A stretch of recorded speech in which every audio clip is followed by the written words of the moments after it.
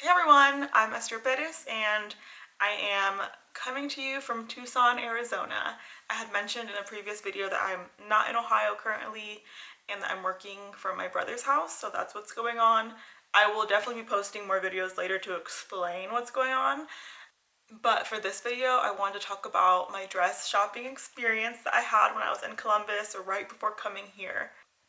So first of all, you have seen me posting shorts about the wedding dress shopping experience, so please keep watching the shorts. They're gonna keep coming. I feel like I have so many tips to share with others about wedding dress shopping. So for starters, I had posted about what to wear, and I think it's really important, really important that anyone going wedding dress shopping, please wear underwear. I didn't realize how many people thought to not wear underwear when dress shopping, but most boutiques will tell you like you need to have on underwear. Why would you go wedding dress shopping and try on all these different dresses not wearing underwear? That's so disgusting. Think about you trying on dresses after someone, like that's, and if they weren't wearing underwear, like it's just gross. So wear underwear.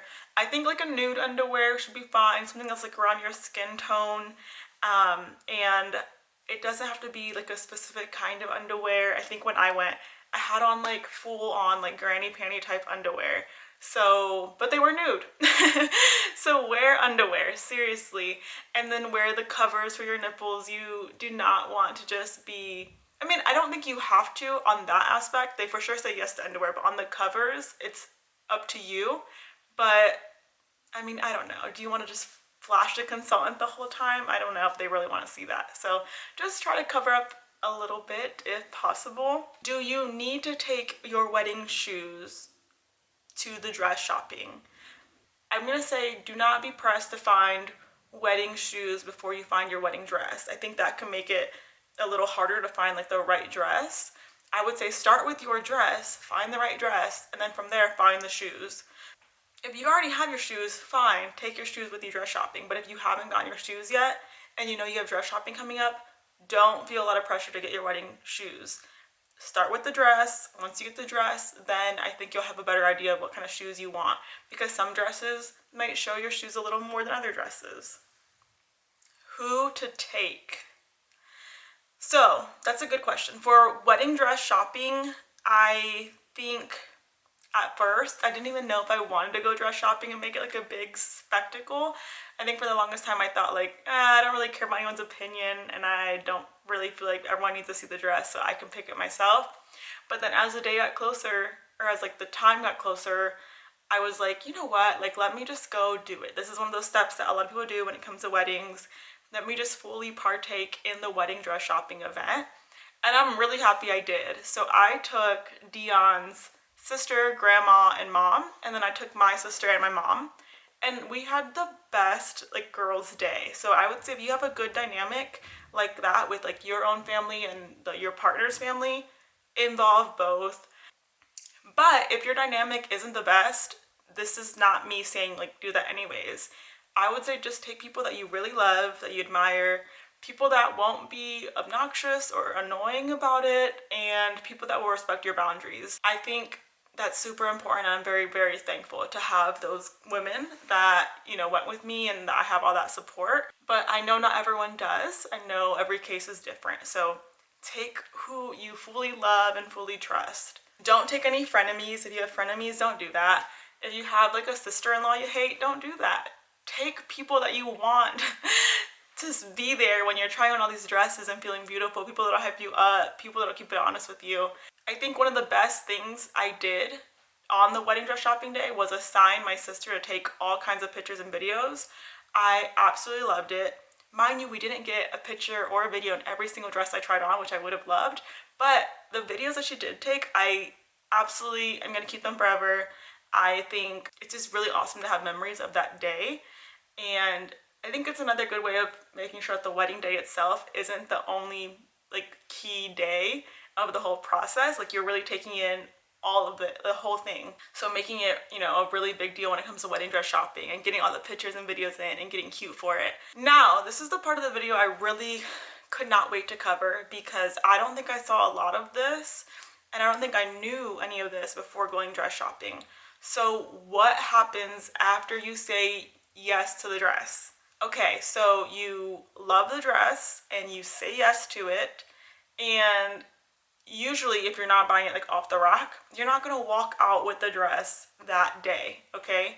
So you say yes to the dress, you do your little champagne toast, and then your consultant, your dress fitting consultant, they will take you back to the dressing room and get your measurements. Now, they're gonna measure around like your chest area, they're gonna measure your waist area, and they're gonna measure your hips. And to find your true waist, they might have you like put your arms out and like lean to each side to find like the true waist area. And mine was like around my ribs. I have a really short torso. So mine was like around my ribs area. It wasn't like where you would expect a waist to be at, I feel like. And from getting those 3 places measured, they're going to then share with you, or at least they should, my consultant did, shared with me like where I measured around each area. So just to give you all my business, my chest area was like a size 2, my waist was a size 6, and then my hips were like a size 4. So she let me know based on that, she recommends I order a size 6. Now, I was thinking like, should I just order a size 4? But then I was like, you know what? I think it's easier to take in rather than take out. And I would hate to put so much pressure on myself to get my waist area smaller before the wedding. So I did follow her recommendation and I ordered a size 6. So that's what happens after you say yes. They get the measurements and then they order the dress. Now they ordered the dress a size 6, even though my measurements were smaller in other areas. So what does that mean? That means that now once the dress comes in, I will need to do alterations and they'll have to bring it into those areas where it fits best and make sure that, you know, it's comfortable, it's hugging the right places. And so all around, after alterations, the full dress size, like, you know, it'll be a 6 with alterations in those areas. So now, you know, after you order the dress, like I ordered my dress size, they put the order in for the designer makes the dress, and that's going to take a couple months. So I'm telling you, if you go into a boutique like mine where you're not buying it off the rack, you're, you know, ordering a dress, it's going to take months. Do not expect to be like some happy school girl walking out with your dress, because that's not going to happen. You're going to order the dress, get the designer to make it in a couple months, and then when it comes in, that's when you go in and hopefully do alterations. Now, it's really important that when you're dress shopping, you ask the boutiques, do they do alterations in the boutique themselves? Do they have someone that they recommend? There are some boutiques that don't do alterations. I know Henry's let me know that I could buy a dress there, but that they wouldn't do alterations. I'd have to find someone else for alteration. Luckily, the boutique I went to said that they don't necessarily do alterations in-house, but they have an alterations specialist that does go to the boutique to do the alterations. And so I did go that route because that just seemed like the easiest thing for me. Again, do what's best for you. If you have someone that's really good at alterations and you trust them, order your dress and go get your alterations there. Also, alterations prices vary. It could be like from a couple $100 all the way to thousands. So always ask if alterations are already included in the price or if it's something that you have to account for later.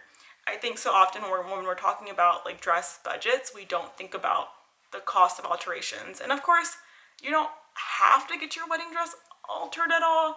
I do think you need like the bustle and like the cups put in, but you technically don't have to. You technically don't have to do all that. But I would expect it, like, I don't know. If you want your dress to fit you really good, I would plan for alterations needing to be done. So that is my recap and recommendations of wedding dress shopping, and also what happens after you say yes to the dress. I am so happy I found my dress. I feel like it's just so beautiful. I can't stop looking at pictures of it, and I want to show you all my dress, but I can't because I know my man will see it. So I'm just gonna keep what my dress looks like in my own phone for now and just stare at the pictures. And I am so excited to go back to that boutique. I did want to give a call out. The boutique La June Marie, I feel like I'm always saying it wrong, was wonderful. Go there if you're in the Columbus area. And yeah, let me know if you have any other questions.